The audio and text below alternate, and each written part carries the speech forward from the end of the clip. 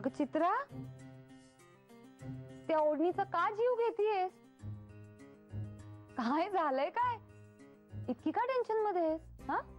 मला आदित्यशी काहीतरी बोलायचं होतं, म्हणून मी त्याला फोन केला, तर तो मेघनाने उचलला आणि म्हणाली की आत्ता नको, आत्ता आम्ही महत्वाचं बोलतोय असं म्हणून फोन ठेवला. धत्तेरी की, एवढंच ना? अगं मग खरंच ते महत्वाचं काहीतरी बोलत असतील म्हणून फोन ठेवून दिला असेल. तू ना आदित्यशी उद्या बोल, कळलं का? उद्या आई अण्णांसमोर माझ्या आणि मनोजच्या बेबनावाचं चित्र आलं तर कमीत कमी मी माझ्या पायावर उभी आहे याचं तरी त्यांना समाधान असेल.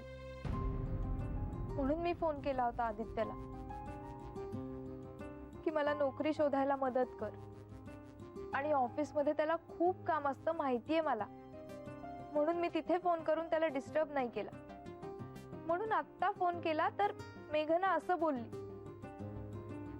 अगं चित्रा, मेघना ना अभ्यासाच्या नादात असेल म्हणून ती असं चुकून बोलून गेली असेल. ते खरंय ग, मग पण शेवटी काय, रोज मरे त्याला कोण रडे, प्रत्येकालाच आपले व्याप आहे. आज मेघना बोलली, हळूहळू सगळे बोलतील. तुम्ही कितीही चांगले असलात तरी मी तुमच्यावर भार बनून राहणं योग्य नाहीच ना. हे बघ चित्रा, तू अजिबात असं वाटून घेऊ नकोस. आणि आता तू शोधतीयस की नाही नोकरी, मग मिळेल. बरं, मनोज बरोबरच सगळंच संपलं असं काही आहे का? नाही ना? मग त्यामुळे हे बघ, तू अजिबात टेन्शन घेऊ नको आणि इथे मस्त पैकी राहा. हो, आले.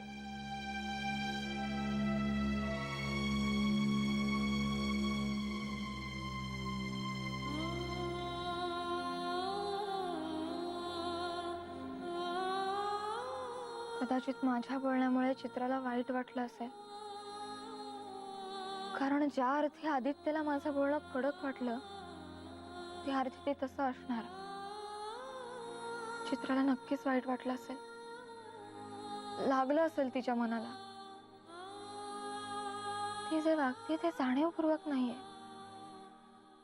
दुःख आणि एकाकीपणामुळे नकळत आदित्यचा आधार घेते.